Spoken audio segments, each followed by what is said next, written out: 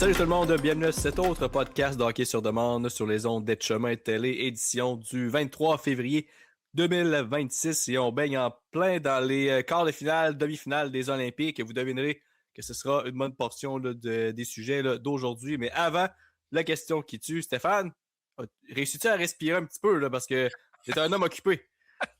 Ouais, je t'occupais pas mal. En plus, comme toi, Max, t'as la grippe maintenant. Moi, j'ai été KO lundi, mardi. C'est la raison pourquoi on n'était pas là lundi. Écoute, lundi soir, ça allait pas bien mon affaire. Et mardi non plus. Donc là, je me sens bien.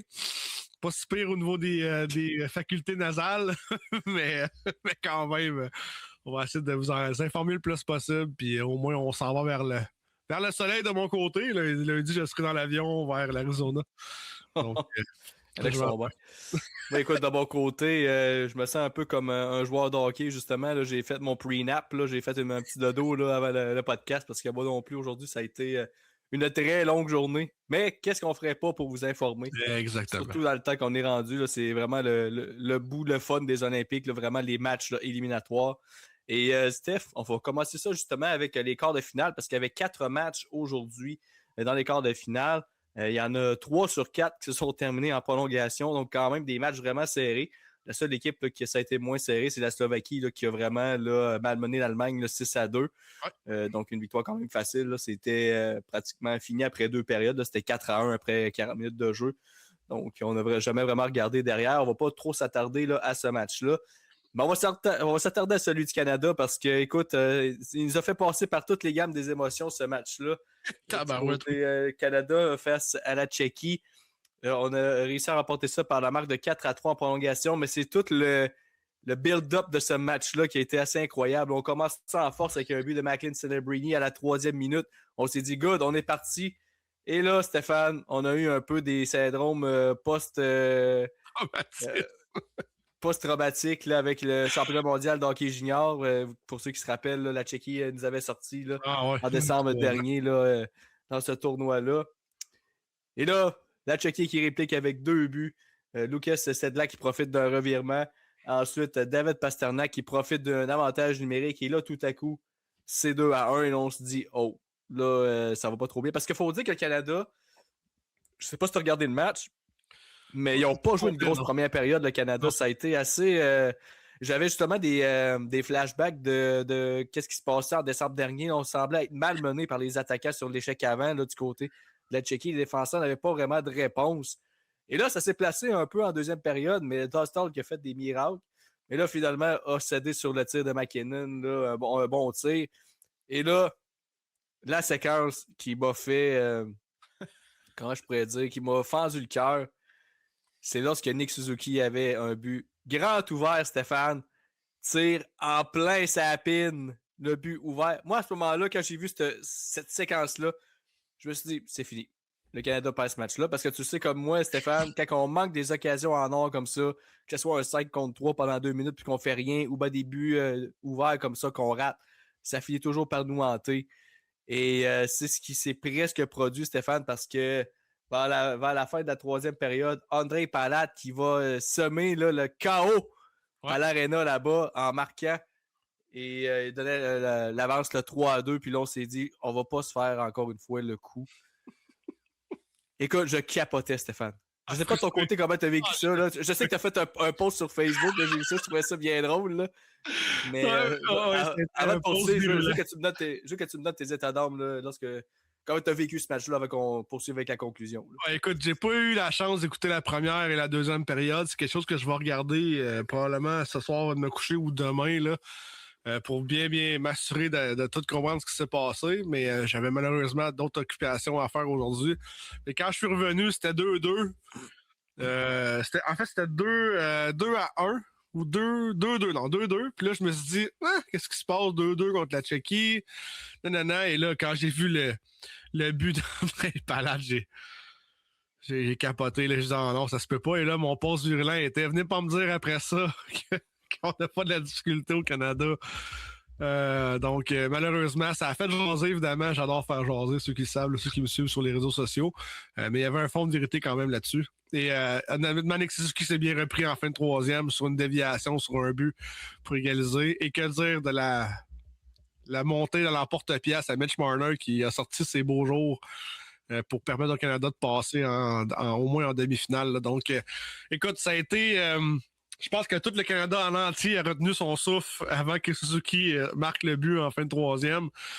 Et l'arrêt de Binnington aussi là, sur l'échappée a été... tu sais, Binnington, on ne peut pas vraiment y reprocher dans cette rencontre. Moi, il y a ce dossier-là que je comprends pas parce que y a des gens là, sur les réseaux sociaux qui disaient que Binnington avait été pourri puis tout ça, mais... Ah non, c'est pas vrai ça. Il n'y avait pas grand-chose à faire sur les buts qu'il a accordés. Là, le premier, c'est un retour dans l'enclave. Il ne peut pas faire grand-chose. Le deuxième, c'est un tir parfait de Pasternak. Le troisième, un autre tir à la hauteur de l'enclave. Je veux dire, tu ne peux pas laisser un gars seul dans l'enclave de même décocher des tirs dangereux. Je veux dire, n'importe quel gardien va se faire battre une fois de temps en temps. Puis Binnington, écoute, en prolongation, là, il a été fumant, là, un arrêt là, vraiment clé sur une échappée. Là, je ne sais plus, c'était-tu Nikis qui était en échappée? Je ne me souviens plus c'est lequel. Mais a vraiment fait un arrêt là, clé. Et après ça, comme tu as mentionné, ça a permis là, pas à Suzuki, mais à Marner d'aller marquer ce but gagnant-là. Mais pour revenir à Suzuki, j'étais tellement content qu'il ait marqué ce but-là parce que je me suis dit, s'il fallait que Canada perde puis que les gens le pointent du doigt pour ce but-là vite manqué, quelle belle rédemption pareil pour Suzuki qui a marqué le but égalisateur en fin de match. Là. J'étais vraiment content qu'on évite ce chaos-là du côté de Nick Suzuki. Là. Ouais, vraiment. Puis, tu sais, je pense que Nick attendait ce genre de choses-là qui peut arriver. Puis, j'étais content pour lui. Puis, tu sais, en même temps, je pense que c'est un gars qui n'a pas eu le parcours facile. On a souvent dit, surtout l'entraînement cette semaine, on disait qu'il probablement qu'il était pour être le gars qui serait mis de côté vu que McKinnon n'était pas là. Il était au centre du deuxième trio. Est-ce qu'on se disait que c'était lui qui était pour être mis à l'écart? Et là, content. T'sais, il a quand même marqué 2 buts dans les Olympiques présentement. 2 buts qui ont été importants quand même. Et là, on va en parler. C'est sûr, l'élément dans la pièce, c'est la blessure de Sidney Crosby, mais j'ai hâte de voir ce que ça va faire à long terme. J'ai remis aussi ce que Coach Cooper a dit, que c'est pas vrai que Crosby va finir sa carrière olympique avec une défaite contre la Tchéquie. Et là, ça leur donne un petit peu... je pense que ça peut donner un peu de vague au Canada, ça, de donner un petit peu... un plus. Et là, j'ai l'impression que la Finlande, pas qu'ils sont moins bons que la Tchéquie, mais j'ai l'impression qu'on a peut-être moins... on aura peut-être moins tendance à lever le pied contre la Finlande. On sait un peu ce qu'on peut faire, mais la Finlande ne connaît pas vraiment un bon tournoi. Oui, on a connu une bonne troisième période contre la Suisse pour gagner en quart de finale, mais on n'a pas connu un tournoi exemplaire du côté de la Finlande. Là. Donc, j'ai hâte de voir ce qui va se passer de ce côté-là. Mais écoute, ça fait du bien de voir au moins que le Canada a sorti un peu en troisième. Et moi, j'ai un point marquant. Écoute, je suis en train de... Encore drôle, je suis en train de magasiner. J'avais mon sel dans la poussette à côté sur le manteau de ma blonde, puis j'écoutais le hockey en même temps que je magasinais. Là, c'était vraiment très québécois, mon affaire. Là. Donc, je m'en allais comme ça. Et quand j'ai vu que la face de Connor McDavid... en fin de troisième, il devait rester 6 minutes. Là. Après le but de Palat, là, lui il était en mission, il voulait absolument gagner, mais je me suis dit, oh mon Dieu, j'aimerais pas ça être sur une ligne en avant de McDavid. Et finalement, ça n'a pas été sa ligne qui a fait le but égalisateur, mais le but gagné avec Mitch Marner. Donc, c'est intéressant. D'ailleurs, le Canada, là, on enregistre le podcast le mercredi. Le Canada qui devrait offrir une mise à jour là, demain, jeudi, là, concernant le Sidney Crosby. Donc, on va en savoir plus sur la blessure qu'il a subie. Mais non, écoute, ça va être une lourde perte là, du côté du Canada. Il allait vraiment bien, Crosby, depuis le début du tournoi. C'était un des 5 joueurs, en fait, qui produisait sur une base régulière. Là, parce que, tu sais, on dira ce qu'on voudra de ce match-là. Oui, Canada a remporté tout ça. Mais on a quand même exposé quelques faiblesses qui m'inquiètent pour la suite des choses du côté du Canada. La première, c'est la non-créativité des défenseurs. Cette brigade de défenseurs-là, on avait parlé, Steph, qu'on était un peu... qu'on doutait un petit peu de cette défensive-là. Défensivement, c'est pas si pire, malgré que je trouve que Drew Doughty est lent, là, honnêtement. Là, c'est... Je peux pas croire qu'on aurait... Il a ramassé Pasternak, par contre, là, mais je trouve qu'il est lent. Mark Stone est super lent, honnêtement. Ça, c'est épouvantable. Là, honnêtement, j'espère que lorsqu'on va refaire la sélection des joueurs dans 4 ans, on va y aller avec une équipe plus jeune et rapide parce qu'il y a des joueurs qui ont pratiquement besoin de poussettes là, pour avancer, honnêtement. Là. Mais, tu sais, je regarde là, présentement les défenseurs. Là. Il y en a 2 qui se démarquent offensivement. Là. C'est Harley qui a 4 points en 4 matchs, puis McCarr qui a aussi 4 points en 4 matchs. Après ça, le reste. Surprise pour moi, hein. Je veux juste faire un peu de vent là-dessus. Là. Harley, on savait qu'il était bon, avait été choisi comme 7e défenseur aux 4 Nations. Il était venu remplacer avec la blessure. Mais honnêtement, ce défenseur-là mérite d'être connu. Et c'est, Kel McCarr, on savait, Max, là, on se l'avait dit, si Kel McCarr a réussi à faire des points, le Canada va être en bonne position. Mais là, c'était intéressant de voir qu'un gars comme Harley, qui joue dans une organisation où c'est peut-être pas le défenseur numéro 1, on va se le dire, hein, quand même, il se canonne avec les Stars de Dallas. Ouais. Donc, c'est assez intéressant de voir que Harley est capable de t'en donner autant. Où je m'en allais, c'est que tu regardes les autres défenseurs, Drew Doughty, 1 point, Shea Theodore, 1 point, Sanheim, Morrissey et Colton Parayko, aucun point.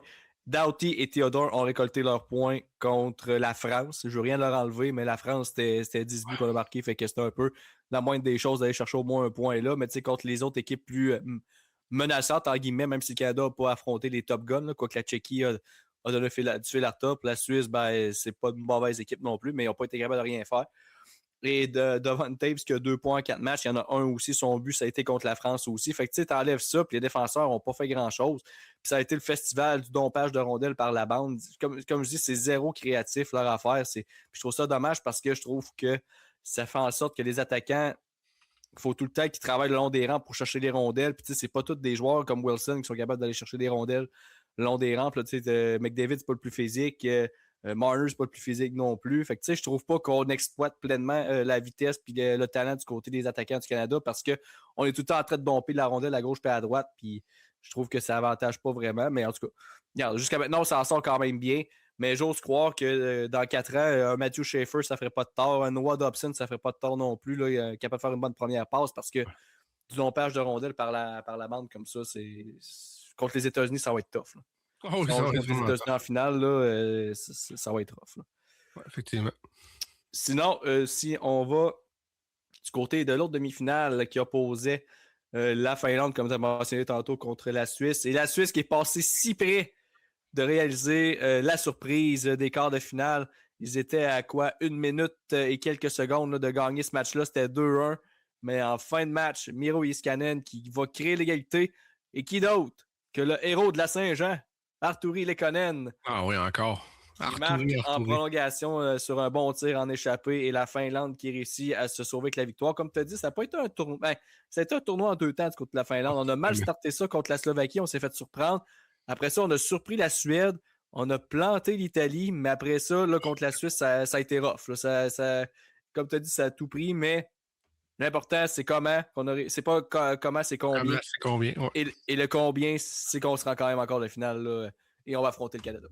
Exact, puis ça risque d'être un bon match. Écoute, même la Suisse, ça aurait été un bon match, Max, parce que je pense que les Suisses, de plus en plus, deviennent avec une équipe qui est difficile à battre. Puis là, c'est là que tu vois que les 8 pays principaux commencent à avoir de l'allure. Là. À part l'Allemagne, je pense qu'il a connu un très mauvais tournoi, là, très mauvais fin de tournoi, là, je te dirais. On a perdu contre l'Atlavia, là, je sais pas en français, je me souviens plus c'est quoi. La Lettonie. La Lettonie. On a gagné contre le Danemark, puis on a gagné contre la France. Je crois, c'est-tu la France? Non, oui, la France. Donc, tu sais, je pense que l'Allemagne a eu beaucoup, beaucoup de difficultés pendant ce tournoi-là, mais reste que peu importe si ça aurait été la Suisse ou l'Allemagne, la Finlande, excuse-moi, ça aurait été quand même une bonne confrontation. Et les États-Unis contre la Suède, ça a été quand même un match serré.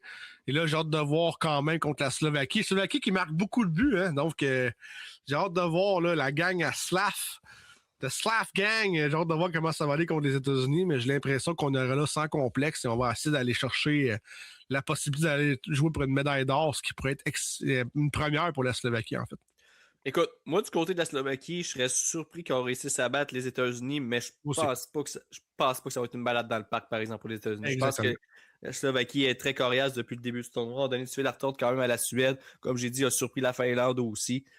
Slav qui semble être en mission aussi. Là, quel bon tournoi pour Juraj Slafkovský, honnêtement. C'est être un partisan du Canadien actuellement, là, je salive parce que je me dis cette confiance-là qui est en train de bâtir aux Olympiques, qu'il va revenir avec le Canadien. Écoute, je m'attends à une grosse fin de saison de sa part. Déjà que ça allait quand même bien depuis un bout là, pour Slav. Donc, de le voir bien performer de la sorte là, aux Olympiques, là, c'est vraiment plaisant à voir aller. Juste avant qu'on aille avec les demi-finales, qu'est-ce que tu penses du 3 contre 3 en prolongation dans les rondes éliminatoires. Est-ce que c'est quelque chose qui te tanne un petit peu? Je sais que les tirs de barrage, il n'y a personne qui aime ça, honnêtement, pour la raison qu'on connaît bien. Mais est-ce que tu préfères un 4 contre 4? Tu préfères un 5 contre 5, 3 contre 3? C'est sûr que, gars, avec ça, on ne s'est même pas rendu en tir de barrage. Les 3 matchs sont terminés en prolongation. Exact. Mais est-ce que ce genre de période-là, ce genre de prolongation-là, ça punit un peu les équipes qui sont moins talentueuses? Je veux dire, je regardais la Tchéquie contre le Canada. Oui, la Tchéquie a presque réussi à marquer, mais après ça, il faut que tu deals avec Connor McDavid, il faut que tu deals avec Nathan McKinnon, avec Mitch Marner, avec Bagley Celebrini. Il n'y a pas ce profondeur-là du côté de la Tchéquie. Donc, est-ce que ça punit un peu les équipes qui ont moins de profondeur? Est-ce que tu aurais préféré avoir un 5 contre 5 ou un 4 contre 4? Ben, c'est sûr qu'en tant que. Mais je ne sais pas puriste, je pense que ça n'a pas rapport avec ça. Je pense qu'une game d'éliminatoire, tu veux avoir tous tes éléments sur la glace possible pour gagner ta rencontre. Je l'ai dit dans mon post tout de suite après. Quand j'ai vu que le Canada s'en allait en overtime, j'avais justement dit la seule place que le Canada peut gagner, c'est là. Faut pas se rendre à Bennington en tir de barrage parce que là, ça va être difficile. Je pense pas avoir la confiance en masse entre Bennington en tir de barrage. Parce qu'on a quand même des bons marqueurs qu'on avait du côté de la Tchéquie, mais mon problème est ça, c'est qu'on enlève quand même beaucoup d'éléments favorables aux équipes qui sont peut-être moins bien nantis. Pourquoi? Parce que si on a réussi à museler une équipe comme le Canada ou les États-Unis pendant 60 minutes, on est peut-être capable d'aller chercher une erreur ou un mauvais changement ou de la fatigue du côté de l'équipe qui est plus puissante. Et oui, malheureusement, je trouve que c'est là que ça perd un peu son lustre. Là. C'est malheureux, mais c'est là que les équipes comme le Canada, les États-Unis sont capables d'aller chercher des matchs un petit peu plus, je te dirais pas facile, mais plus facilement parce qu'on a vraiment les éléments pour aller attaquer pendant les 5 ou les 10 minutes intenses. T'sais. Donc, ouais, je pense que c'est plate. Moi, j'aurais préféré avoir un 5 contre 5 pendant peut-être 10 minutes. Après ça, on aurait pu voir ce qu'on faisait après. Mais peut-être faire des périodes de 10 minutes à la place. Ou des périodes de 20 minutes. 4 contre 4, 3 contre 3, genre. Peut-être, on va faire ça, mais écoute, je pense que c'est à vérifier. C'est un peu comme si on avait des séries éliminatoires, puis on jouait le dernier match numéro 7, puis on le joue à 3 contre 3 en overtime, puis on tire des barrages. Je pense que ça fitterait pas, puis je sais que c'est pas la même ligue, je sais que c'est pas les mêmes éléments, mais je pense juste qu'on se tire un petit peu dans le pied en faisant ça, parce qu'au niveau du spectacle, je pense que ça perd de son lustre un petit peu. Si on regarde là, du côté des demi-finales, bon, le Canada, comme j'ai dit, va jouer contre la Finlande. Et je regardais les statistiques de la Finlande, c'est quand même impressionnant parce que il n'y a personne qui se détache vraiment du lot. C'est comme le Canada qui a, je ne sais plus c'est quel joueur qui a quasiment une dizaine de points, là, puis les autres sont un peu en arrière. Mais je regarde la Finlande actuellement, là, puis près de la moitié du club, même le 3/4 du club, a 2 points et plus dans le roster. Le meilleur pointeur, en fait, les meilleurs pointeurs, c'est Lekkonen et Rantanen. Ils ont 5 points à 4 matchs. Mais après ça, tu as 4 joueurs à 4 points, tu as 5 joueurs à 3 points, tu en as 4 autres à 2 points et tu en as 5 autres là, à 1 point. Fait que tout le monde est capable de produire dans cette équipe-là. Puis je pense que c'est ça qui va être à surveiller du côté du Canada parce que c'est pas. Tu sais, je regardais les statistiques du Canada, mettons que c'est un peu plus décevant. Là, ça passe par 5 joueurs, puis après ça, il y a quand même une drop assez monumentale. Là. Mais du côté de la Finlande, écoute, c'est pratiquement les 12 attaquants qui peuvent produire. Là, fait que ça va être à surveiller pour le Canada. Oui, exactement. Puis moi, je pense que leur élément clé, ça va être le gardien de but du côté de la Finlande. Jussi Saros connaît un excellent tournoi olympique. 3 victoires, un blanchissage, une moyenne de 1,49, 93,8% d'efficacité dans les buts. Il est 3e, c'est pas compliqué. Et si on va du côté du Canada, le Bennington est 6e. Donc, oui, il a peut-être joué un match de moins, mais on est peut-être un petit peu moins solide du côté de Bennington, malgré qu'on fait bien quand même. Puis du côté de la Suisse, là, Leonardo Ginoni, là, qui a connu tout un tournoi du côté de la Suisse, malheureusement, a été éliminé. Et du côté des États-Unis, Connor Hellebuyck est en bas de 1 but par match à 95,77% d'efficacité. Donc, tu sais, on est bien balancé du côté de la Finlande. On a des gars clutch, un petit peu comme le Arturi Lehtonen qui aime ça faire des buts là, quand c'est le temps d'en faire un. Mais il ne faut pas oublier les grosses pattes en arrière. Je pense que Jussi Saros a son mot à dire présentement dans la dominance ou peut-être le fait que la Finlande se ramasse en demi-finale dans les 3 derniers matchs, là, dans 3 dernières rencontres disputées. Et ça va faire drôle de voir qu'est-ce qu'on va attirer du côté du Canada de ce côté-là. Il va falloir vraiment lancer au but comme qu'on fait. Pareil que la rencontre d'aujourd'hui, on avait quasiment le même nombre de lancers du côté de la patinoire. Donc, On se rapproche lentement, mais sûrement vers une équipe plus équilibrée, vers un top 4 qu'on savait que c'était le top 4 qui était supposé arriver. Mais ça va vraiment être le fun. J'ai hâte de voir qu'est-ce qu'on va faire du côté du Canada au niveau de la stratégie contre la Finlande. C'est une équipe qui est quand même bonne défensivement. C'est une équipe qui ne laisse pas beaucoup de chances de marquer. C'est une équipe qui joue en unité de 5, probablement le 2-1-2. Donc, on sait qu'on n'aime pas ça du côté du Canada avec des joueurs rapides comme McDavid, McKinnon. Et là, reste à voir si McKinnon va être en pleine santé, sans bousser de blessé du côté du genou droit de son côté. On l'a vu là, un genre de backlash là, en temps supplémentaire aujourd'hui. Donc, je pense qu'on va faire du bien un petit peu le petit repos là, jusqu'à vendredi. Mais j'ai quand même espoir que le Canada est capable de passer par-dessus la Finlande. Là, pas de façon facile, mais d'une façon quand même correcte. Du côté de la Finlande, y a-t-il un moyen qu'on peut vraiment battre le Canada autre que le gardien de but qui doit être fumant? Parce que, évidemment, la Finlande n'a pas la profondeur. Ben, tu sais, ils ont la profondeur offensive dans le sens que, comme j'ai dit tantôt, tout le monde peut marquer des buts, mais tu sais, c'est pas tous des joueurs d'élite. Là. Alors que du côté du Canada, ben, tu sais, il y en a qui, tu sais, Eagle a juste un point, Marchand a juste un point, Bennett, Jarvis, Horvat. C'est même Reinhardt qui a juste un point, mais c'est tous des joueurs qui peuvent marquer à n'importe quel moment, qui peuvent débloquer. Reinhardt, on parle d'un marqueur de 50 buts dans la LNH, là, qui a juste un point actuellement. Jarvis qui a un point à 3 matchs, mais dans LNH performe super bien aussi. Même chose pour Eagle, Marchand. Fait que tu sais, il y a des joueurs qui sous-performent actuellement. Ça passe beaucoup, comme j'ai dit, sur McDavid, Celebrini, McKinnon, Crosby. Pas mal ces 4-là. Mais il y a des joueurs qui peuvent éclater à n'importe quel moment. Là. Tu regardes ça, là, ça va être à surveiller du côté de la Finlande. Oui, effectivement. Puis, tu sais, on prend beaucoup de punitions du côté du Canada aussi. Il faut faire attention. Là. Si on regarde une tonne de punitions, c'est quand même assez différent. Ah, pourtant, c'est pas ce que l'entraîneur tchèque mentionne.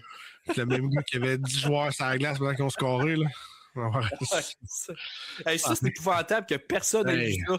T'as-tu vu le pire? T'as-tu vu le pire? C'est qu'ils ont fait le but. Ils ont célébré à 6. Ils ont célébré à 6!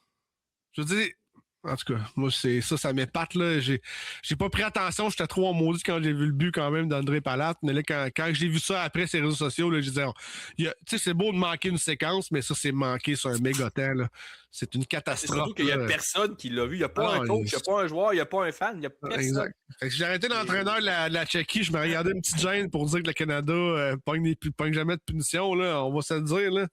Le Canada a eu son lot de punitions. Puis quand tu joues un match physique, mais les gens de l'IHF ont peut-être compris que la physicalité était partie du jeu et que les gens aimaient ça. Donc, j'ai pas vu personne dans la foule pleurer de mise en échec encore parce qu'il y a eu une fausse bagarre dans un match contre la France. Mais peu importe, tu sais. Donc, si je regarde les différences entre les deux équipes, moi, je pense que la Finlande doit être bonne défensivement. Ils sont quand même meilleurs en piqué que le Canada. Mais l'avantage numérique du Canada, il roule à 42% présentement. C'est assez hallucinant. Donc, tu vas faire un zoom up sur toi, mon Max? Ouais. Je mets ma ce point-là, donc j'accroche un piton. J'essaie peut-être de voir s'il se passait quelque chose. Donc c'est ça, la Finlande va devoir jouer un match parfait, en fait, c'est pas compliqué. Il va falloir qu'on soit vraiment parfait du côté offensivement, défensivement et du côté du gardien de but. Bon, il va falloir jouer le match plate du côté de la Finlande. On ne peut pas se permettre d'ouvrir ça puis permettre à la vitesse du Canada de s'éclater parce que c'est là qu'on va se faire éclater justement du côté de la Finlande. Il faut vraiment garder ça serré puis profiter de nos avantages numériques qu'on va en avoir puis profiter de nos occasions aussi parce que j'ai quand même l'impression que la Finlande n'aura pas beaucoup d'occasions de marquer, mais lorsque ça va arriver, il va falloir la mettre dedans parce que sinon les occasions vont se faire rares, à moins que le Canada joue vraiment comme de la chenoute là, défensivement. Là. Mais si on joue un match honnête défensivement du côté du Canada, ça ne sera pas facile pour la Finlande. Non, effectivement. Prédiction? Est-ce que c'est la finale Canada-États-Unis est dessinée à ce point-là? Est-ce que tu penses qu'il va y avoir un upset? J'aimerais beaucoup que la Slovaquie batte les États-Unis. Je pense que c'est un désir un petit peu personnel, mais je pense pas que ça va arriver malheureusement. Je pense qu'une finale Canada-États-Unis va se faire. Je prédis une victoire peut-être de 4-1 ou 4-2 du côté des États-Unis et 3-1 du côté du Canada et on va se rencontrer en finale contre les Américains. Ça sera des matchs plus serrés qu'on le pense. La Tchéquie, j'ai l'impression qu'ils vont arriver prêts.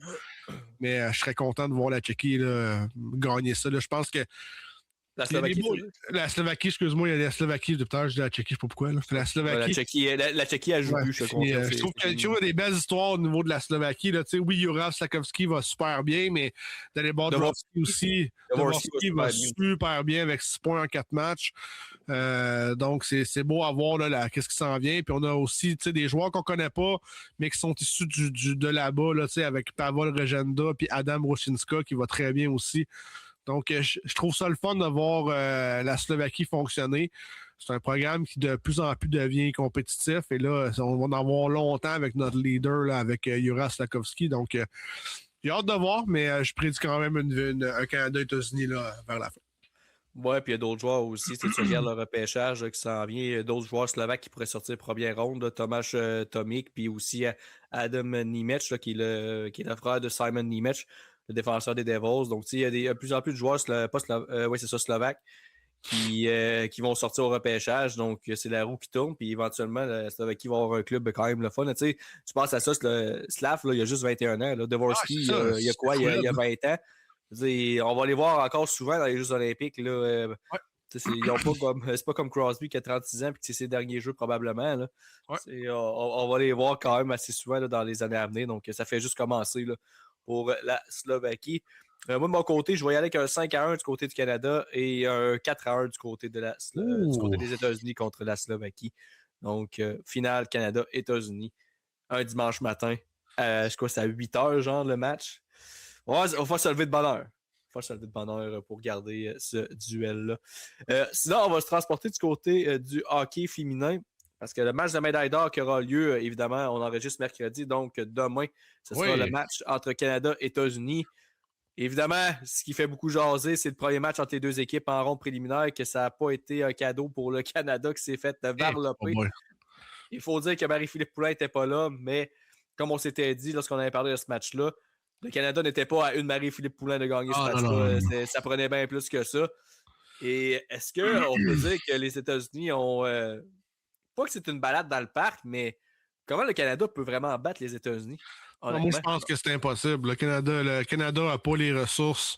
On l'a dit la semaine passée, Max, je pense qu'on est trop vieux. On a une équipe plus vieille que les États-Unis. On a moins d'avantages, moins d'avancées du côté des Canadiennes. Et malheureusement, c'est plate. C'est un programme qui était vraiment dominant, là, 10-15 ans peut-être. Et là, on voit vraiment que les États-Unis sont en train de prendre un gros avantage sur les Canadiens. Écoute, c'est 7 ou 8 matchs de suite qu'on perd contre les États-Unis dans tout tournoi confondu. Là. Exactement. Puis tu sais, on parle de deux équipes quand même qui sont bonnes. Oui, Marie-Philippe Poulin peut amener probablement plus d'attaques. C'est quand même elle qui a le plus grand nombre de buts dans l'histoire des Olympiques. Elle a battu Organizer avec 18, elle est rendue maintenant à 20 avec les 2 buts qu'elle a fait contre la Suisse. Mais ça reste que les Américains sont une équipe tellement bien balancée. Une équipe beaucoup plus jeune, une équipe rapide, une équipe qui joue aussi ensemble plus souvent. Il ne faut pas l'oublier. Hein? Le système américain est fait vraiment différent du système canadien. Donc, les systèmes américains ont des rencontres, ont des pratiques, ont des parties intra-équipes avec d'autres équipes aussi durant l'année, ce qu'on ne fait pas vraiment du côté du Canada. Oui, on se rencontre les championnats mondiaux, puis on se rencontre des affaires comme ça, mais on n'a pas vraiment de proximité à part la LPHF. Et là, de plus en plus d'Américaines vont dans la LPHF, donc de plus en plus d'Américaines vont faire aussi leur entrée là-dedans. Et tu sais, on sait les gros noms encore, là, tu sais, Megan Keller, on va aller avec Hilary Knight, on va aller avec comment il s'appelle l'autre j'ai un blanc de mémoire là. Je me souviens pas de son nom, mais peu importe. Là. Mais ça reste une équipe qui est vraiment bien balancée. Donc, j'ai hâte de voir vraiment ce qu'on va avoir donné du côté du Canada. Je pense qu'on va tout laisser sur la glace. Mais je pense que malheureusement, on n'a peut-être pas les effectifs pour les battre, à moins qu'on sorte vraiment une grosse partie du côté des biens dans les buts. Donc, j'ai hâte de voir. Vraiment hâte de voir. Moi, ce qui m'inquiète, c'est qu'on a battu la Suisse. Ça a pris 2 buts de Marie-Philippe Poulin sur une jambe pour gagner contre eux. Il n'y a personne d'autre qui a produit dans ce match-là. Personne. C'est quand même la Suisse. Là. Je veux dire, c'est pas... je ne veux pas manquer de respect à la Suisse, là, mais le Canada aurait exposé de piler sur leur corps. Puis, tu sais, ça a été ça tout le long du tournoi. Il n'y a pas eu un match du côté de la formation canadienne. C'est même le match contre l'Allemagne, ça a fini 5-1, ça n'a pas été un gros match. Là. C'est bien parce que c'était l'Allemagne, parce que Si ça avait été justement peut-être la Suède ou les États-Unis, ça n'aurait pas fini 5-1 ce match-là. Il n'y a pas de match qu'on s'est dit, wow, OK, l'équipe est en mission, là, mais pas du tout. Là. Puis on a battu la Tchéquie 5-1, mais je pense que c'est dans ce match-là que le Canada a tiré peut-être 2 ou 3 fois en troisième période. Ils n'ont rien fait de la période. Il n'y a pas eu un match qu'on s'est dit, ça a été un match de 60 minutes que tout le monde a bien performé. Il y a tout le temps eu des moments dans ces rencontres-là où l'équipe a moins bien paru. Puis contre les États-Unis, je te passe un papier, Stéphane, mais il va falloir que tu joues 60 minutes. Là. T'en joues 55 sur 60, ça sera pas assez. Là. Non, faut vraiment que tu aies la pédale au plancher et que tu profites de tes occasions. Moi, je pense qu'il y a 2 choses du côté du Canada qu'on peut réussir à battre les États-Unis. Comme tu l'as dit, ça prend René Desbiens en grande forme. Puis il faut que le Canada frappe en premier. Tu peux pas te permettre de jouer du hockey de rattrapage parce que les États-Unis vont te manger tout rond, là, tout simplement. Il faut vraiment qu'on les mette justement sur les talons. On va chercher un gros but en début de match là, pour justement les calmer et les mettre sur les talons. Puis après ça, tu joues plus fermé, tu joues plus safe, puis tu essaies de profiter de tes occasions, mais tu peux pas jouer open avec eux autres. Là. On n'a pas la vitesse et la fougue là, que les États-Unis ont. Là. On est trop vieux à ce niveau-là. Non, puis tu sais, j'ai des statistiques rapides du côté des Américains et des Canadiens. Là, je vais te dire rapidement. Là, dans les buts, on est à 98,9% du côté des Américains. Là, je pense qu'on a laissé un but dans le tournoi. Où je pense que c'est 0 but, en fait. Ils ont gagné tout par jeu blanc. Je pense que les 5 matchs étaient des jeux blancs. Ils ont battu... Ils ont battu la Tchéquie 5-1. Ah, mais ça veut dire qu'ils ont laissé un but. Après ça, 5-0, 5-0, 5-0... 6-0, 5-0. Fait que, ouais, ils ont laissé un but contre la Tchéquie. Au niveau du désavantage numérique, on est à 100% du côté des Américaines. On est à 85% du côté des Canadiennes. C'est très bon. En avantage numérique, on est meilleur du côté de Canada à 37%, 20% du côté des Américains, mais on n'a pas eu besoin d'un avantage numérique efficace non plus. Donc, écoute, il va falloir faire un match parfait du côté du Canada, puis il va falloir vraiment qu'on mette les tripes sur la table, là, comme on peut dire, là. Donc, ça va être intéressant de voir, mais moi, je pense que les Américaines sont très puissantes. C'est une équipe qui est très, très, très bien balancée, qui est très prête à être dominante là, pour au moins les 5-6 prochaines années. Il va falloir au Canada, on trouve un moyen d'amener les filles à un autre niveau. Oui, parce que ça, c'est un mot-clé que tu as mentionné pour les prochaines années, parce que tu regardes le prochain repêchage de la LPHF, puis c'est surtout des Américaines qui sont les meilleurs espoirs en vue du prochain repêchage. Donc, je pense que c'est Edwards qui joue présentement avec la formation américaine. C'est une des top prospects justement pour le prochain repêchage. Elle est très bonne, honnêtement, avec les États-Unis. Ça va être une joueuse là, à surveiller, mais le Canada, on n'a plus de joueuses comme ça qui s'en vient, qu'on se dit c'est la prochaine. C'est la next one, si on veut, là, entre guillemets. Donc, comme tu dis, il va falloir qu'on trouve un moyen qu'on retourne à la table à dessin et qu'on réussisse à produire des joueuses de qualité parce que je pense que les États-Unis vont avoir le dessus sur nous longtemps. Oui, exact. Puis on a beaucoup, beaucoup de produits du Wisconsin et du Minnesota, l'université des deux là, qui font beaucoup, beaucoup. Puis, tu sais, ironiquement, dans le top 10, on a Isabelle Wonder là, de Princeville University qui devrait être repêchée dans le top 10, mais on a 3 Finlandaises avant nous. Donc ça fait mal. Puis si tu regardes dans le top 15, il y a Tia Chang là, qui est un petit peu... tu sais, elle vient de la Chine, Canada. Donc dans le top 15, on aurait 2 Canadiennes peut-être qui viendraient, mais on a 4 Finlandaises, 1 Suédoise, puis le reste des Américaines. Donc il va falloir vraiment se remettre à voir c'est quoi nos priorités au Canada. Puis, tu sais, je sais pas si on devrait en parler là, Max, mais j'ai aimé beaucoup l'intervention BPM Sport de Lalancette, Michael Lalancette là, du Soleil à Québec, qui a dit que est-ce qu'au Canada, on a vraiment les priorités pour gagner ou on veut juste participer? Et là, ça va à d'autres niveaux. Là, c'est sûr qu'on parlait des Olympiques, on parlait des médailles d'or, on parlait de tout du côté de Michael Lalancette, mais je pense que c'est une philosophie qu'il va falloir voir qu'est-ce qu'on va faire au Canada. Dans plusieurs disciplines, on a été dominant dans les années 80, 90, 2000. Et là, ça s'estompe parce que je pense qu'on ne met pas les priorités à la bonne place dans le sport. Et le hockey devient comme ça. T'sais. Et moi, je pense que le hockey, soit élite ou le hockey même public ou le hockey le fun de nos jeunes, s'en vient comme ça. Et ça va être une relance qu'il va falloir faire dans les prochaines années, mais il faut absolument qu'on trouve le moyen de financer mieux nos affaires au niveau du sport, peu importe le sport confondu, mais là, hockey, c'est notre sport national et là, on commence à se faire ramasser par les autres pays. Donc, j'ai hâte de voir. Ça va être à nous de le dire, Max. Ça fait longtemps qu'on dit qu'on est un peu malade, le système est un peu malade, mais là, je pense que les résultats même si on gagne l'or du côté du Canada, ça n'aura pas été un parcours facile. Il va falloir se regarder un peu dans le miroir pour voir qu'est-ce qu'on fait les prochaines années. Parce que, tu sais, oui, il faut donner crédit aux autres pays qui s'améliorent, puis c'est vrai aussi. On devrait être en haut. Mais je pense aussi que le Canada a perdu des plumes aussi. Là. C'est pas juste qu'on est stallé en haut puis qu'on se fait rattraper. Là.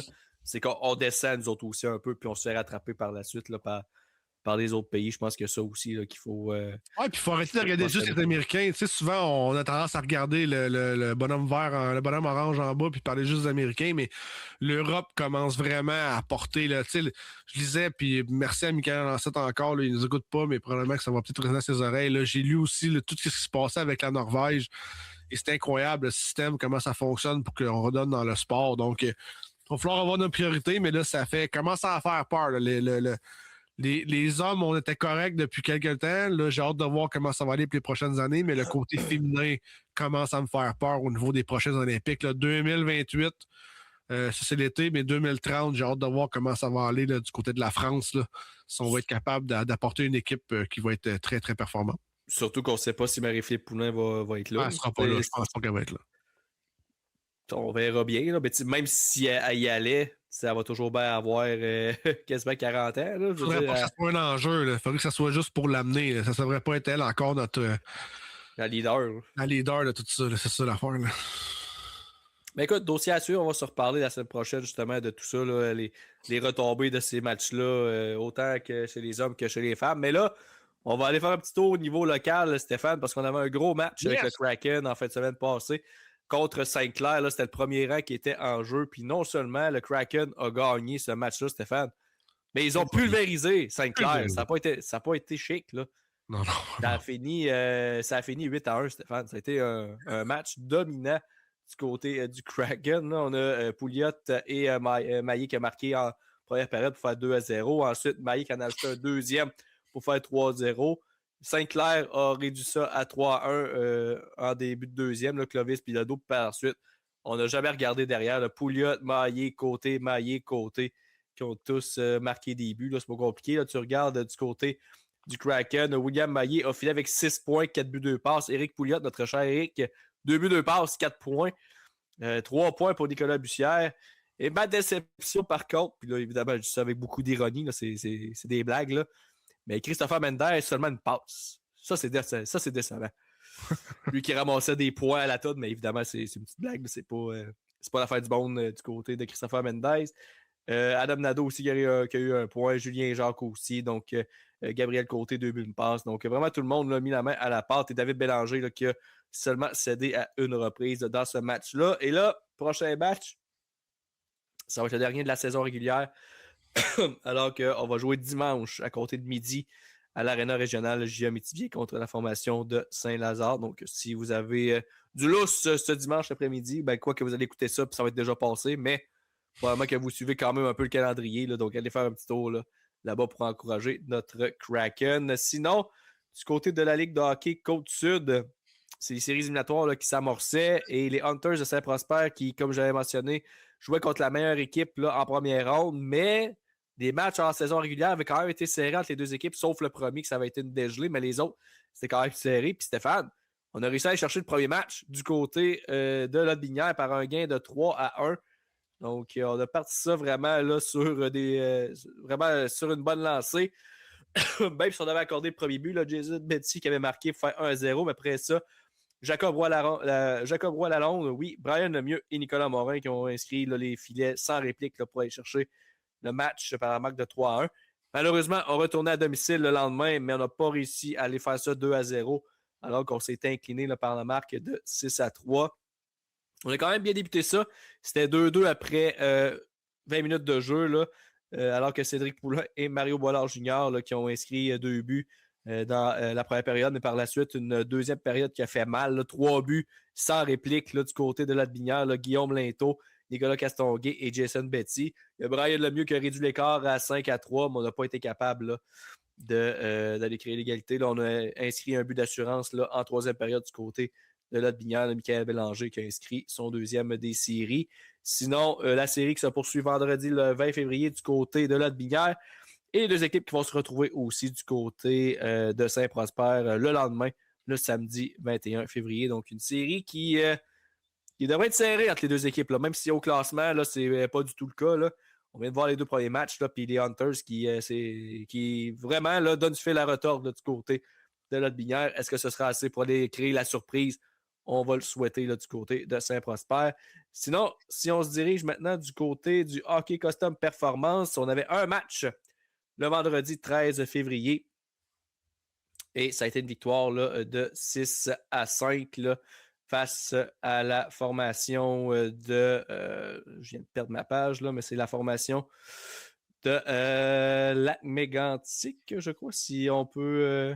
si ma page peut reloader. Oui, c'était contre Lac-Mégantic, donc une grosse victoire de 6-5. Et là, c'est les séries qui vont commencer. Et pour la première ronde, on va jouer contre les Prédateurs d'Appalaches.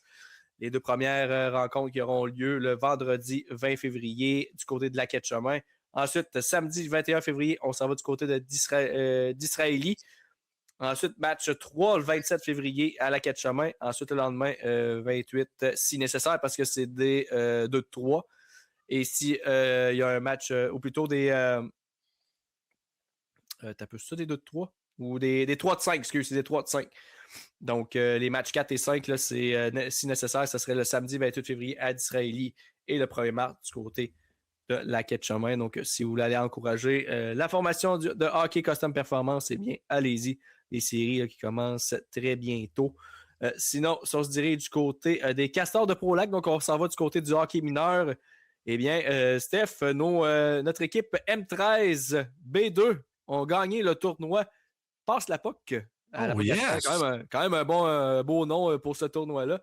Donc, on a remporté le match 3-2 en grande finale contre les Prédateurs 2 d'Appalaches et remporte les grands honneurs là, du côté de la Pocatière. Donc, félicitations à nos amis les Castors de Pro-Lac M13 B2. Sinon, pour terminer du côté local, le Bellé Construction M25 qui ont signé une grosse victoire en fait là, face à l'équipe de Beauceville par la marque de 6-0, le jeu blanc là, qui va à l'affiche de Clément Barois. Les buteurs ont été Édouard Labbé, Simon-Olivier Taguet, Mathieu Barry, Antoine Cloutier et Albert Jolin. Le prochain match là, qui va avoir lieu le samedi 21 février contre Saint-Côme à Saint-Côme à compter de 18h. Donc, si vous voulez encourager la Bellé Construction, eh bien, ça sera du côté de Saint-Côme ce week-end. Steph, on n'a pas parlé tantôt de ça. Ça touche encore une fois les Olympiques, mais il y a eu des dommages collatéraux. On parlait tantôt là, de la blessure de Crosby, la blessure de McKinnon. Mais il y a une blessure, là, puis celle-là a été très importante, puis ça vient un peu gâcher les plans là, d'une formation de la LNH. Mais Kevin Fiala, qui est blessé pour le reste de la saison à la suite d'un contact avec Tom Wilson. Et le problème du côté des Kings, c'est qu'on venait d'aller chercher Artemi Panarin pour se donner une chance d'aller loin en série. Puis là, on perd un de nos meilleurs joueurs. Comment tu vois cette blessure-là? À quel point que pas que la saison des Kings est finie, mais que l'acquisition de Panarin, du moins pour cette année, sert un petit peu à rien. Là. Ouais, puis il va falloir trouver peut-être une solution du côté des Kings. Là. J'ai hâte de voir le Rob Blake et ce qu'on va faire en revenant, là, mais ça reste que ça va être difficile. Je pense qu'on allait chercher peut-être la possibilité d'aller chercher un joueur d'impact, puis malheureusement, ça ne fonctionnera pas. Ça va être très, très difficile avec Panarin. Mais écoute, je pense pas que les œufs sont cuits, mais j'ai hâte de voir ce qu'on va faire. Probablement qu'on va être déjà ou on est déjà près du téléphone. Beaucoup de fans de divan de Québec aimeraient voir Patrick Lainé avec eux autres. J'ai hâte de voir si ça va se faire de mon côté. Je pense pas. Là. Je pense pas que les Kings sont assez désespérés. Mais il reste qu'au moins on a 2 autres années avec Panarin. Là. Donc, oui, c'est la dernière année de... j'ai un méga blanc. Kopitar, excuse-moi, Henry, mon Dieu. Donc, Kopitar, mais j'ai l'impression qu'on va se rendre à l'évidence qu'on va avoir de la misère quand même à faire ce qu'on peut rendre là. Et d'ailleurs, tu as glissé un mot du côté du Canadien. Les équipes qui reprennent l'entraînement là, lentement mais sûrement, parce que n'empêche que ça recommence, si je ne me trompe pas, mercredi prochain, là, les matchs, donc ça va arriver quand même assez vite. Et là, du côté du Canadien, Alex Newhook, qui maintenant là, s'entraîne là, avec l'équipe. Patrick Laine, ça a été un dossier bizarre. Patrick Laine, là, il y a une journée, hop, il est blessé au bas du corps, on ne sait pas trop ce qui arrive. Le lendemain, il rembarque sa glace comme si rien n'était. Y a-t-il un dossier plus nébuleux en ce moment que celui de Patrick Laine? Honnêtement, c'est. Je pense pas. On pourrait quasiment faire une série Netflix avec ça. Là. Ah, 100%. Et honnêtement, je sais pas pourquoi que ça va aussi loin, cette niaiserie-là. Je pense que lui-même a hâte de partir d'ici, honnêtement. Je sais pas pourquoi, là, mais je pense que il y a d'un ridicule quand même tout craché, là. Et là, on fait quoi du côté du Canadien? Parce que là t'as Newhook qui s'en vient. T'as Lainé, est-ce qu'on va lui trouver une place? Hein? Mettons qu'on va sur Daily Face-Off vite, là. Tu sais, je veux dire, qui on retranche du côté du Canadien? Maintenant, il va falloir tasser des gars, là, on n'a pas le choix, là. On n'aura pas le choix. On laissera pas Newhook, là, sur la touche, surtout qu'elle est super bien avant qu'il se blesse, là, donc faudrait quand même pas qu'on la laisse de côté. Moi, je pense Newhook, je pense qu'on va le faire embarquer. Qui va y coper, là, c'est une autre affaire. J'ai hâte de voir qu'est-ce qu'on va faire avec ça, mais ça reste que c'est pas évident non plus, là. Pensez-y, là, vous avez une équipe qu'on sait pas vraiment ce qu'on va faire à long terme avec ça.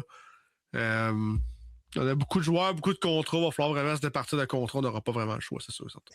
Parce que tu sais, je regarde ça, là, je vais t'énumérer les trios. Premier trio, bon, t'as Caulfield, Suzuki, Kirby Dach. Ensuite, Slavkovski, Kapanen, Demidov. Ça, on sentait que ça bougera pas. Veleno, Evans, Bolduc, Anderson, Dano et Gallagher. Est-ce que Veleno, c'est lui qui va être le sacrifié dans tout ça? Moi, honnêtement, c'est le seul que je vois débarquer. Je pense pas que. Je sais qu'il y a des gens qui veulent que Brendan Gallagher, ça se termine là, parce qu'il avance plus puis tout ça, mais il s'en ira pas, Gallagher. Le Canadien a besoin de lui. Anderson, en moins qu'on l'échange, je pense pas qu'il s'en va nulle part. Bolduc. Il y a peut-être Bolduc. Est-ce qu'on pourrait descendre Bolduc à Laval vu qu'il n'y a pas besoin de passer par les waivers? Je pense pas que ça y rendrait service, honnêtement. Je sais pas qu'est-ce que t'en penses, toi, là, mais moi, je pense que sa place est en haut du côté de Bolduc. Là. Oui, 100%, surtout qu'il brûle la Ligue américaine. Là. C'est pas de noter. Juste à voir qu'est-ce qu'on peut faire avec ça. Là. Le problème, c'est qu'on a trop de contrats nébuleux, je pense, encore du côté du Canadien. Il va vraiment falloir faire attention là, mais je pense que Kenyo, j'ai déjà sur le téléphone, est déjà prêt à ce que la saison recommence du côté de Montréal. Là. Pour conclure le podcast, Stéphane, écoute, ça va reprendre, comme j'ai dit, la semaine prochaine. Qui tu vois, là, quelle équipe tu penses qui est à surveiller là, d'ici la fin de la saison, que ce soit peut-être parce qu'ils vont conclure une grosse transaction pour vraiment se donner une chance de gagner, une équipe que tu juges qui va quand même bien dernièrement et qui pourrait poursuivre sur sa lancée. Y a-tu des équipes que tu identifies que tu pourrais dire ceux-là vont être à surveiller pour terminer la saison? Je pense que le Wild va être à surveiller. Je pense que le Blue Jackets va quand même bien. J'ai hâte de voir ce qui va se passer avec le Blue Jackets là, en revenant. Je pense que c'est une organisation qui gagne depuis le retour. Ils ont quand même 7 victoires de suite. J'ai hâte de voir si ça va leur faire mal le break de 3 semaines ou ça va continuer. Dans l'Est, je pense qu'on a beaucoup plus de batailles avec l'Atlantique puis la métropolitaine là, qui devrait être le fun à regarder. Je pense que le Lightning va continuer la dominance aussi du côté-là. Dans l'Ouest, mais j'ai hâte de voir si une équipe comme justement les Kings ou les Prédateurs vont être capables de garder le cap. Est-ce que les Sharks avec Celebrini vont être capables de garder le cap aussi? Ça a été très difficile dans les 10 derniers matchs côté des Sharks de Saint-José. Ouais, ils sont sur une séquence de 3 défaites de suite aussi. Là, donc, exactement. On joue pas bien à l'extérieur du côté des Sharks, c'est ça le problème. Évidemment, c'est la jeunesse de l'équipe qui fait ça. Il ne faut pas se lier. Là. Mais c'était, je pense, une belle année quand même du côté des Sharks. J'ai hâte de voir si ça va continuer. Et une équipe dans l'Ouest que je vais regarder vraiment, c'est ce que le Mammouth de Utah est capable de continuer sur cette lancée-là pour faire les séries. On n'a quand même pas beaucoup d'équipes en bas qui peuvent venir nous rattraper. On a quand même 5 points d'avance sur les Prédateurs, mais j'ai hâte de voir si on va être capable de garder le cap du côté du Mammouth. J'aimerais vraiment ça du côté du Mammouth. On joue bien, on est plus 26 sur nos différentiels, on joue très, très bien à domicile. C'est vraiment à l'extérieur qu'on a de la misère. Donc, du côté du Utah, j'ai hâte de voir si ça va fonctionner. Moi, j'aimerais beaucoup les voir en série à la fin d'année. Oui, il y a 2 équipes que dans l'Ouest, j'aimerais vraiment ça voir en série cette année. Mammouth, ça en est un. Et les Ducks, j'espère que ça va tenir aussi. Juste voir les jeunes Ducks avec les Seneca, les Gauthier de ce monde, là, ça serait le fun. Ça ferait changement un petit peu. Les Ducks sont présentement sur une séquence de 2 victoires, 8-2 à leurs 10 derniers, donc ça va quand même bien là, récemment. Il y a les Kings qui souffrent dans le coup derrière, mais la blessure de Fiala va peut-être te faire mal, à moins qu'on réussisse à trouver un plan B là, par la suite. Sinon, le Kraken, honnêtement, je suis surpris qu'ils sont top 3. On dirait que le Kraken, c'est un peu, en tout cas pour moi, les Highlanders de l'Ouest. Une équipe sans saveur, plate à voir aller. J'ai aucune affection pour cette équipe-là. Je trouve tellement que c'est pas. Puis tu sais, le pire, c'est qu'ils ont des bons espoirs. Mais ils les font pas monter, ils les font pas jouer à moitié. Puis je sais pas. Je suis surpris de voir le Kraken là, honnêtement, top 3 de la division Pacifique. Je trouve tellement qu'ils n'ont pas de club tant que ça. Là. C'est sûr que c'est pas l'équipe de l'heure, là, on va se le dire. Là, c'est pas. Mais ça reste qu'on dirait que cette équipe-là réussit tout le temps à fonctionner. Donc, je sais pas. J'ai hâte de voir vraiment ce qui va arriver avec eux. C'est une bonne question, ça, Max. Dans l'Est, honnêtement, la grosse histoire, en tout cas pour moi, que je vais surveiller, est-ce que les Sabres vont mettre fin à leur fameuse séquence de 14 ans sans faire les séries? Ils sont quand même positionnés pas pire. Là. Ils sont la première équipe là, dans les wildcards avec 70 points.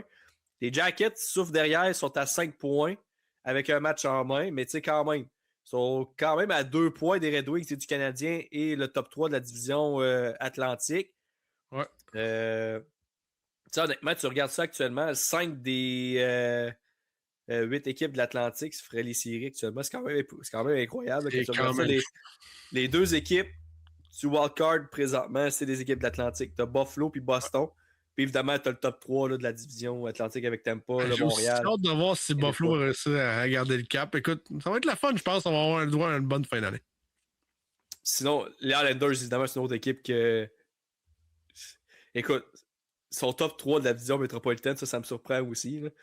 Ils sont 6-4 à leurs 10 derniers, 2 victoires de suite. Écoute, Matthew Schaefer est incroyable, là, mais il y a quand même d'autres joueurs aussi là, qui performent dans cette équipe-là. Puis je trouve que ça fait du bien du côté des Islanders d'avoir cette dose de talent-là comme Schaefer, là, parce que comme j'ai dit, c'était pas une équipe que j'affectionne beaucoup, là, avec des joueurs qui me laissent mi-chaud, mi-froid, là, honnêtement. C'est pas une équipe qui est super excitante, mais quand même des bons espoirs là, qui s'en viennent aussi. Donc, on va souhaiter là, que la vapeur soit renversée. Mais là, une autre équipe qui est sur une lancée actuellement, est-ce qu'on va réussir à renverser la vapeur, Stéphane? Les Maple Leafs qui sont sur une séquence de 3 victoires de suite.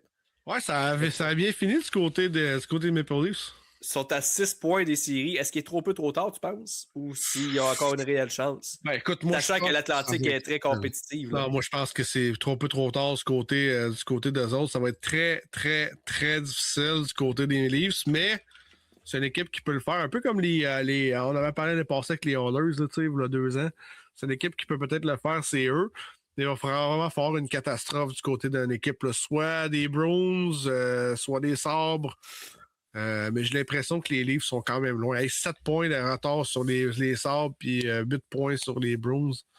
6 points sur les Bruins, excuse-moi. Donc, il va falloir vraiment une dégringolade du côté de ces 2 équipes-là pour que les Leafs puissent se monter. Là. Ben écoute, faut qu'ils passent Ottawa, faut qu'ils passent Washington, faut qu'ils passent Columbus, puis faut qu'ils passent une des équipes.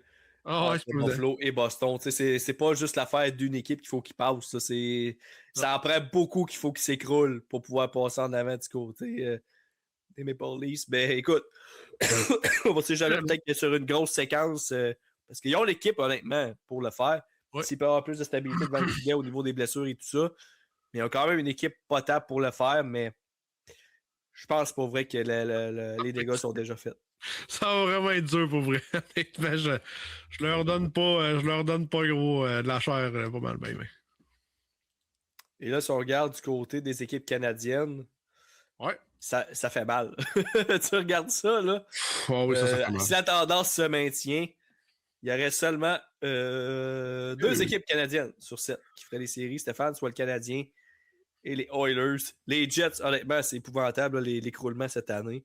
Écoute, puis pourtant, c'est sûr que les Bucks a manqué beaucoup de temps avec les Jets. Là, les Bucks jouent bien présentement dans le stade olympique. Pas le stade olympique, mais pendant le stage olympique. Stade olympique. Le stage olympique. Et là, j'ai hâte de voir, lui, mais que ça revienne si on peut pas être meilleur. Là, mais écoute, ça fait dur en temps. Là. C'est pas une équipe, malheureusement, on n'a pas l'équipe de l'année passée au niveau sur la glace présentement. Oui, on a des gars qui font des points, mais on disait que défensivement, ça s'est écroulé du côté de cette équipe-là. Là. Est-ce que le départ de Nicolas Ehlers fait plus mal qu'on le pense? Ben, c'est un gars qui était tellement bon sur 200 pieds. C'est un gars qui marquait beaucoup de buts quand même. Ehlers, c'est un gars qui était un fier Jets aussi. Mais je pense que oui. Je pense que oui. Autant Mitch Marner a fait mal aux Leafs que je pense que Nicolas Ehlers a fait mal du côté des Jets. complétait bien le top 6. Et là, tu sais, il n'y a pas grand défenseur. Tu sais, quand Logan Stanley est ton deuxième meilleur défenseur au niveau des points avec 18, là, Dylan DeMello a seulement 17 points. Dylan Samber et Neil Pionk, on sait que c'est pas des marchands de vitesse, ça va pas bien. Luke Shen a seulement 6 points. Ouais, donc, Josh Morrissey est un peu seul sur son île. Là, il est un petit peu seul sur son île défensivement. Puis tu prends les 5 meilleurs des joueurs de l'équipe. Écoute bien ça, là, 68 points pour Shifley, connaît une saison incroyable et seulement 0 dans le plus et moins. Carl Connors, 64 points, 25 buts encore cette année pour Carl Connors et moins 3. Gabriel Vilardi, 50 points en 56 matchs et moins 2. Et le seul joueur dans le top 4, dans le top 5 qui est positif, là, Josh Morrissey avec 42 points et plus 10. Et après ça, Ariane débarque. Là. 42 points pour Morrissey et Alex Lefalo, qui est sur le deuxième trio des Jets, 20 points en 56 matchs et il est plus 1. On va pas bien, là, tu sais. Puis, tu sais, Jonathan Taves, sans critiquer, oui, c'est un retour qu'on a attendu pour lui. 19 points en 56 matchs. On ne s'attendait pas qu'il en fasse 80, mais il est moins 17. Ouais. Tu sais, là, à un moment donné. Là, on vantait beaucoup ses qualités défensives, mais là. Je pense que c'est ça. Là, donc, la vieillesse, le 3 ans, la COVID longue qui a fait mal, toutes les blessures à long terme, 37 ans. Je pense que c'était un beau retour, c'était le fun. Je pensais pas qu'il penserait que ce serait ardu, mais là, a fait mal à son pointage de carrière. Là, il était plus 148 avant la saison, et là, ça fait mal. Donc, tu sais, tu as remplacé dans le fond à Nicolas Sellers pour Jonathan Taves cette année. Là. C'est peut-être pas le trade le plus incroyable de l'histoire, malheureusement. Et malheureusement, les équipes canadiennes là, qui sont hors des séries ne sont pas tant prêts de les faire. Donc, tout porte à croire qu'on aura simplement 2 équipes canadiennes là, à encourager en série. C'est fou, Max. Hein, 2-3 ans, l'Ouest était tellement bonne. Les Canucks étaient bons, les Jets étaient bons, les Flames étaient sur le bord, les Oilers étaient bons. Puis on se disait, hey, l'Ouest canadien est vraiment plus fort que l'Est canadienne, où ce qu'on avait Ottawa dans les bas-fonds, le Canadien dans les bas-fonds. Et là, Toronto est en haut, malheureusement. Là, il y avait quand même 6 équipes sur 8 là, qui étaient bonnes, mais là, présentement, l'Ouest fait dur, s'il vous plaît. Wow! Ben écoute, Steph, on va souhaiter que ça va s'améliorer dans les prochaines années, mais disons que cette année, on va passer la Zamboni là-dessus, du moins pour les équipes canadiennes. Sinon, c'est ce qui conclut le podcast. Encore une fois, merci Stéphane de ta précieuse collaboration. On se retrouve possiblement la semaine prochaine, mais on va checker ça parce que, évidemment, toi, tu vas être au chaud soleil de l'Arizona. Donc, on va faire ça dimanche, on veut le faire. Exact. Donc, on va essayer d'en mettre un épisode pareil pour vous la semaine prochaine. Donc, merci de votre collaboration. Allez vous abonner à la chaîne YouTube des Chemins de Télé. Et nous, on se retrouve la semaine prochaine pour une autre édition du podcast d'Hockey sur demande. Adios. Bye bye.